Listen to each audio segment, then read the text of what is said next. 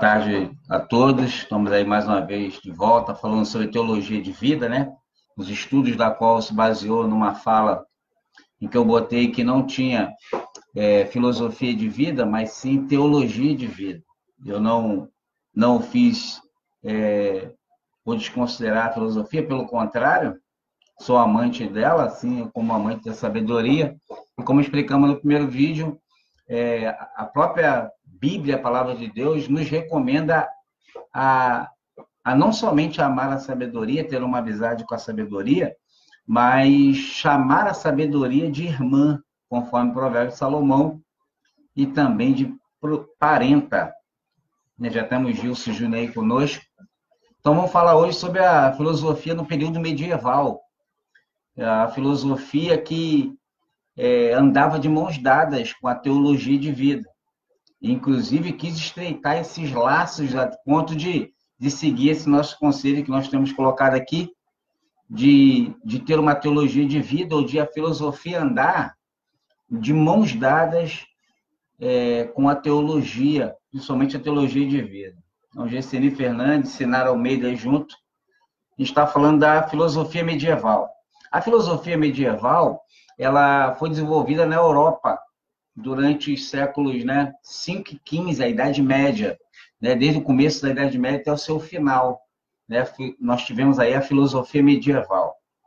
Ela tentou conciliar a religião com a filosofia, ou seja, a consciência cristã com a razão filosófica e até científica, né? É um pensamento científico, a razão filosófica com um pensamento científico aliada a uma consciência cristã. A gente ainda tinha isso na Idade Média. E a teologia de vida, né, ela andava de mãos dadas com a filosofia. A Idade Média não se perdeu isso na Idade Média. Nós vamos ver no próximo vídeo onde isso começou a se perder, que é na filosofia moderna, né, na Idade Moderna. Sendo assim, nesse período medieval, as reflexões desenvolvidas nesse período, ainda que contemplasse os estudos científicos, ela não podia se contrapor à verdade relatada na Bíblia. Então, era uma filosofia que poderia sim ter uma razão filosófica, as questões científicas, mas ela não podia se contrapor à palavra de Deus. Então, ainda teve isso no período medieval, ainda se tinha essa consideração, esse respeito pela verdade bíblica. Né? Havia uma pressão para isso. Então, razão filosófica e científica sem contrapor a palavra de Deus. Então, era um período que, creio assim, estava desenvolvendo a filosofia bem rápido, porém, ainda de mãos dadas com a teologia de vida. Como aí, Bruna, Inácio Gomes, Natalina Aquino, Luan Santos, um abraço aí para vocês. A filosofia medieval, ela foi dividida em 4 partes. Né? Ela tem uma divisão aí em 4, né? Mais considerada assim. Então, a primeira fase da filosofia medieval é justamente a filosofia dos padres apostólicos. Então, você tem aí o cristianismo nascendo, né? Isso aí é período 1 e 2, século 1 e 2, né, da nossa história, e é a fase dos padres apostólicos, daqueles que iniciaram o cristianismo. E aí nós temos aí como figura proeminente, não poderia ser diferente, nessa primeira fase da filosofia medieval, Paulo de Tarso. Então, aí o Paulo é considerado nas suas cartas, na sua defesa do cristianismo, do evangelho, do seu próprio chamado, a filosofia começa aí como ele, a proeminência dos seus estudos, dos seus ensinos, nesse período da filosofia medieval que é desenvolvida na Europa, nesses séculos aí.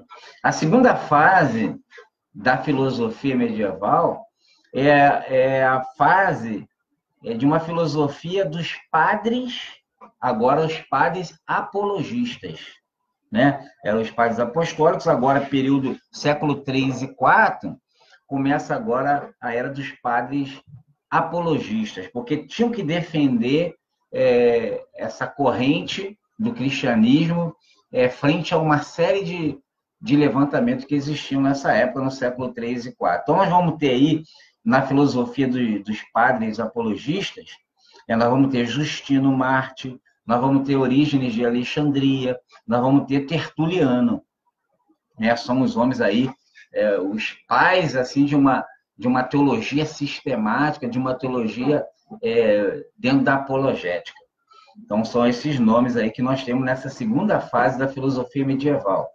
A terceira fase da filosofia medieval, ela é um período, uma fase chamada patrística, né?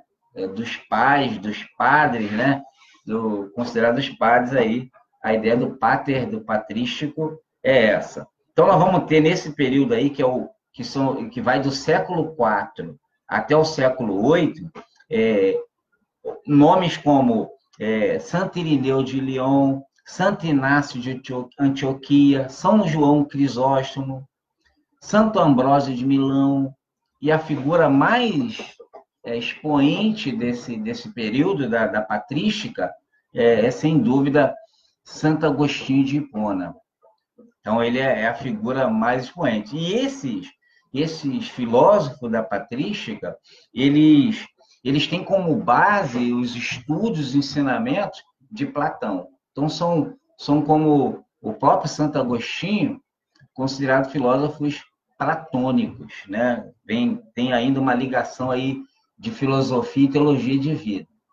E a última fase da filosofia medieval, né? Nós falamos aqui, a primeira fase é a fase dos padres apostólicos, a segunda fase, a fase dos padres apologistas, Daniela e Marcelo Barros, lá dos Estados Unidos, aí, juntamente com a gente, um prazer vê-los e revê-los, né?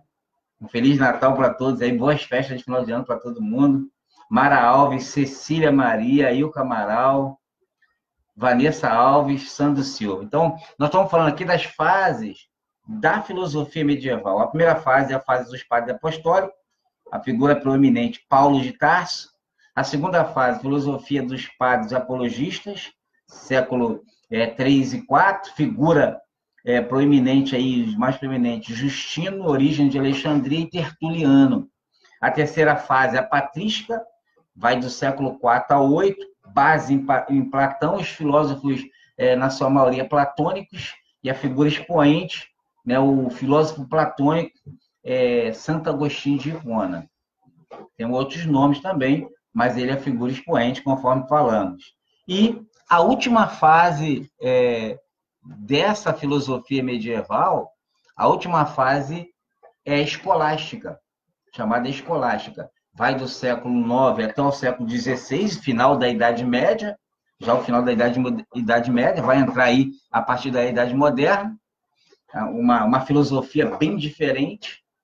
E essa fase, essa quarta fase da filosofia medieval, ela é baseada agora não mais em Platão, ela é baseada em Aristóteles. Aí vão surgir os filósofos aristotélicos, né? Embora Aristóteles, um discípulo de Platão, tinha algumas divergências, algumas discordâncias.